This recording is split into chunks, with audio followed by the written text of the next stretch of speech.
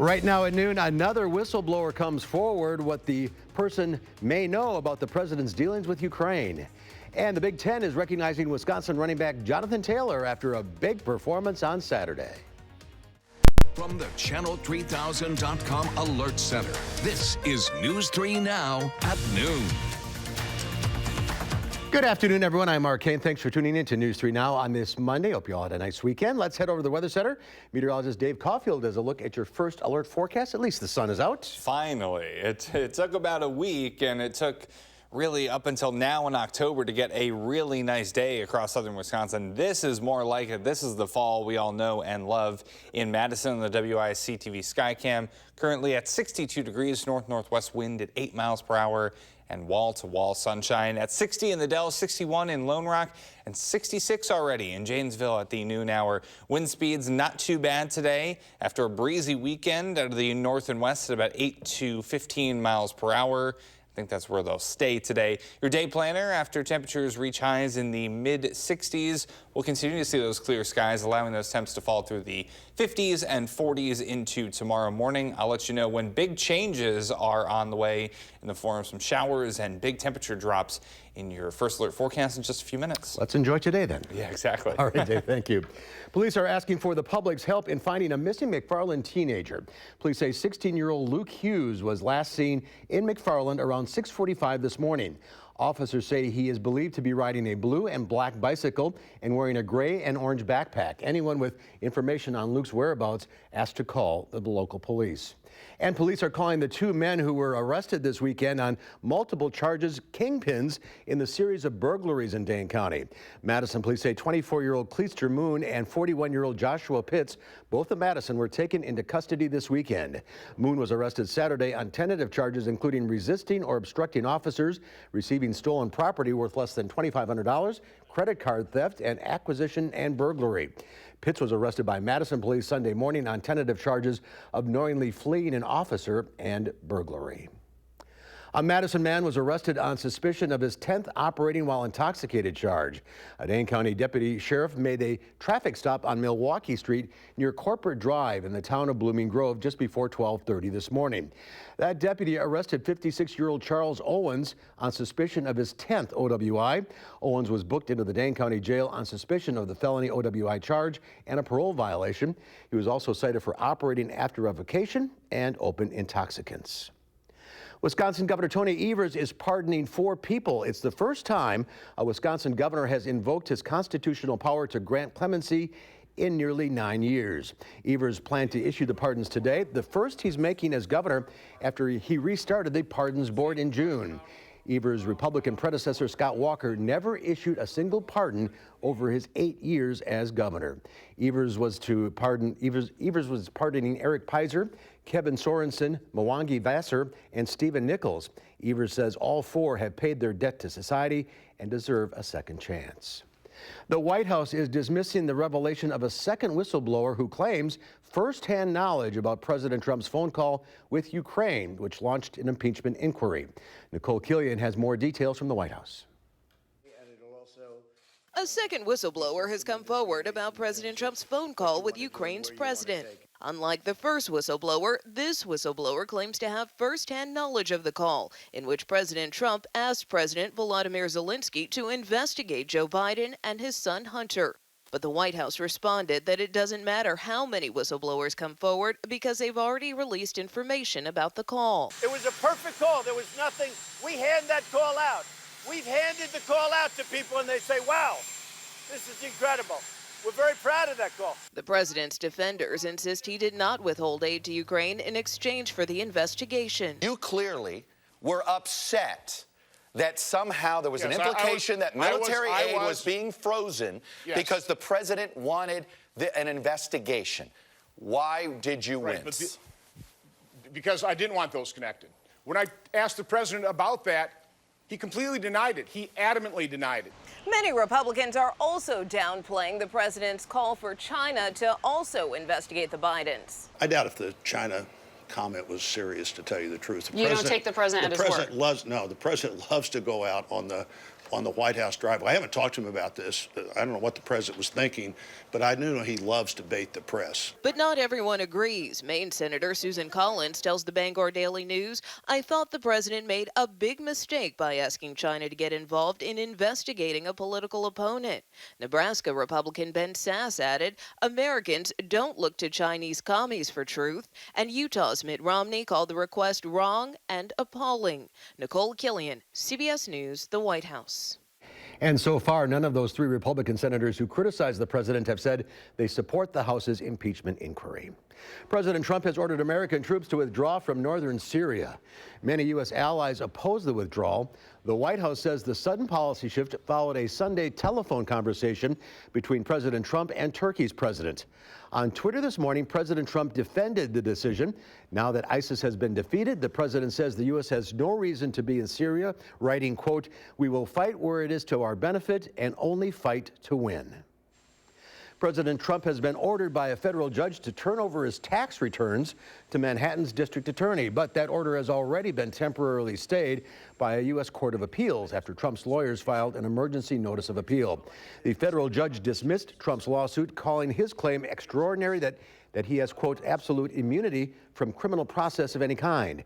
The New York District Attorney is investigating if any New York state laws were broken when hush money payments were made to 2 women who said they had affairs with Trump more than a decade ago. Trump has denied the allegations. And Wisconsin running back Jonathan Taylor has been named the Big Ten Offensive Player of the Week.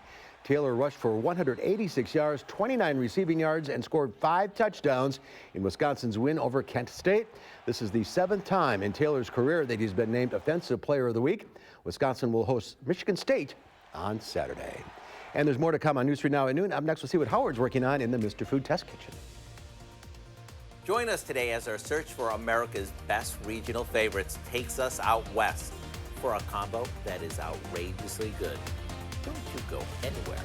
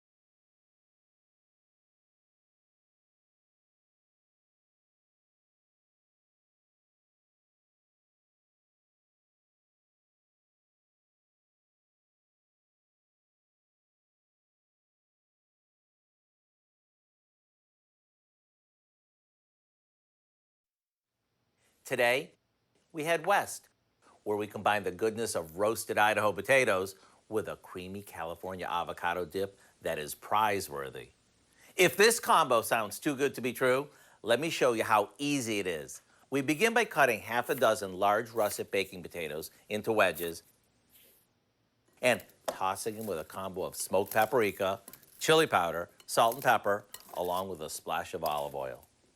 We put these on a baking sheet, and while they bake, we make a dipping sauce by mashing a ripe avocado until it's smooth and mixing it with some sour cream, a little mayonnaise, chopped cilantro,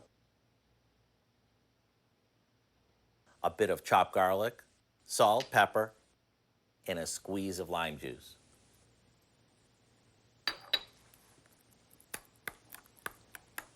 When the potatoes are crispy on the outside and tender as can be on the inside, they're ready to serve with our creamy California dip. What makes these really stand out is the smoky taste we get from the seasoned potatoes combined with the freshness of the dip. To get the recipe so you can make these as soon as tonight, simply visit our website and search for crispy potato wedges with California dip. I'm Howard in the Mr. Food Test Kitchen, where today we found a regional farm fresh way for you to say, ooh, it's so good. Thank you, Howard. There's more to come on News 3 Now at noon. Up next, a sunny and chilly fall day to start the work week. Meteorologist Dave Caulfield will tell us what's in store for the rest of the week. Coming up next.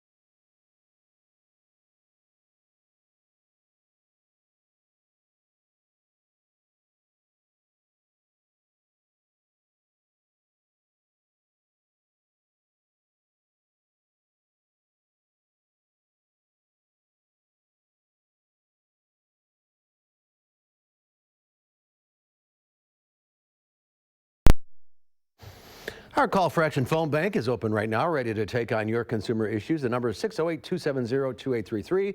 The service open every Monday, Wednesday, and Friday between 11 and 1.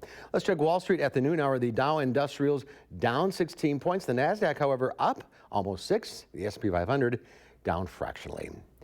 Q&6 Farm Director Pam Yankee out of the radio barn today, so here are your farm numbers.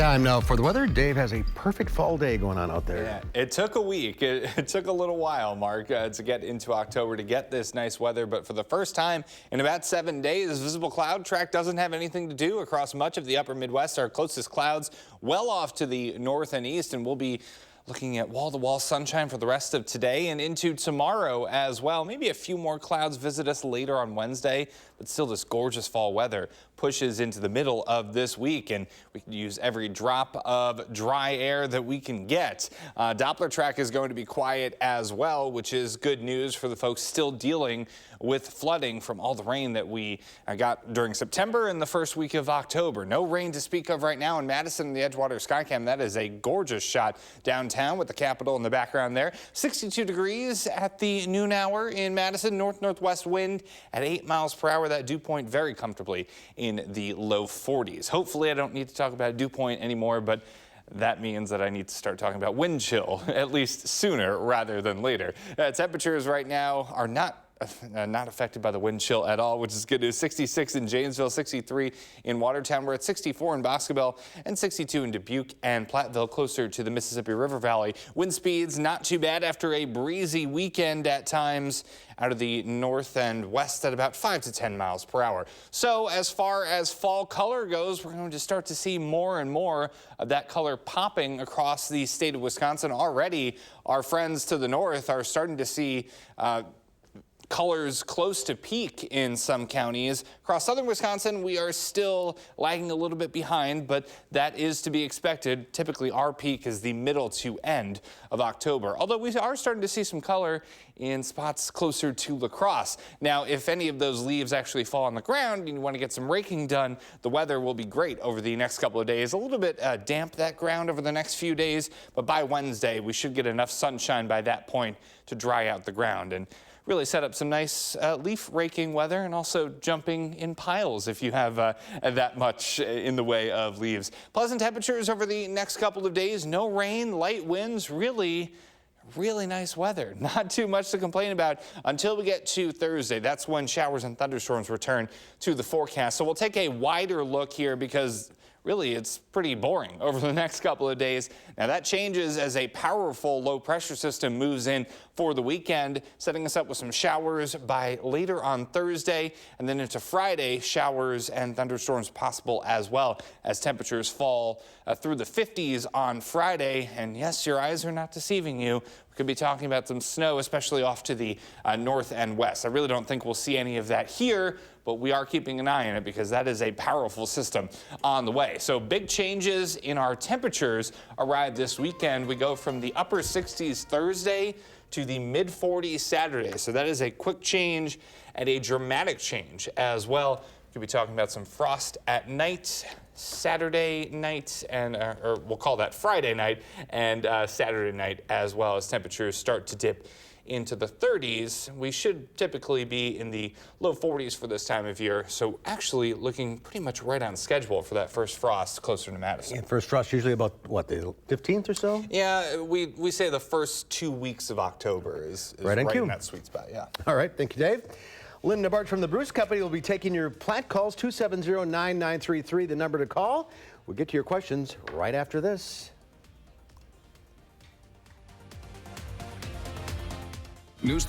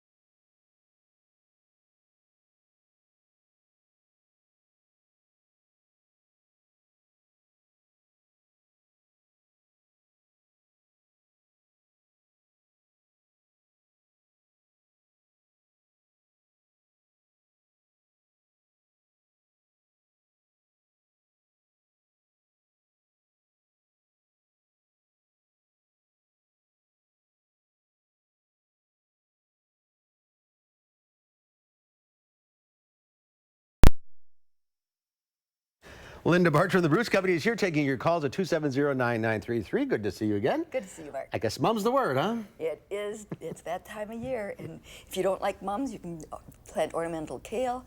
This rosemary, these two will tolerate cool temperatures that we're moving towards. The rosemary, when we have danger of frost, bring that in.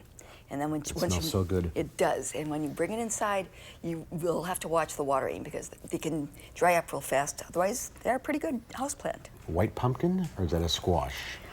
Well, I'm not I don't know. positive. Okay, let's go to the calls.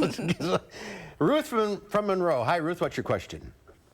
I was wondering, is there anything that we can do for winter to try to get rid of some of the Japanese beetles in the spring?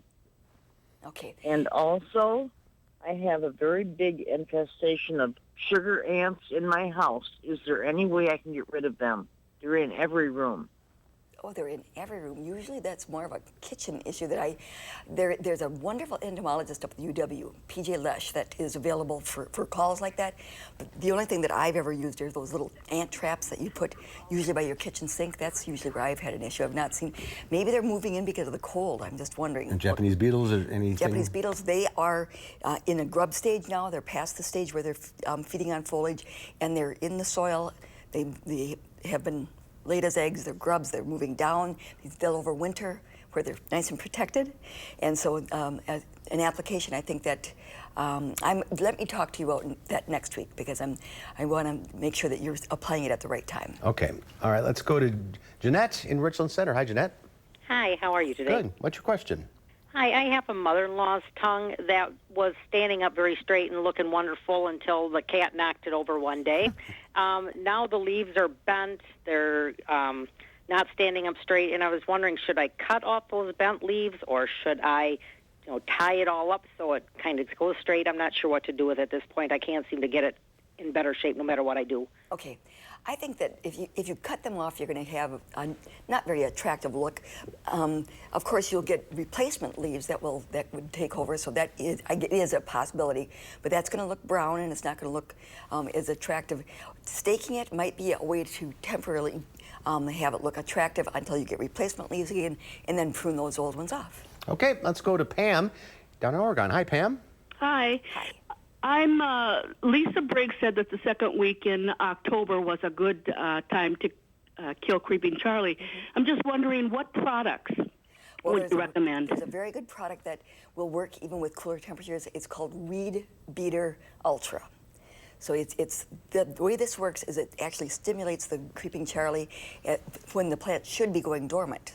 So you're not going to see a dramatic dieback in the fall, but next spring you won't have as much of it. But you can only use this in the lawn because it won't kill grass, but it would kill your other ornamentals. Okay, so right now's the time to do it. This is a very good time to do that. All right, Joy in Stoughton. Hi, Joy.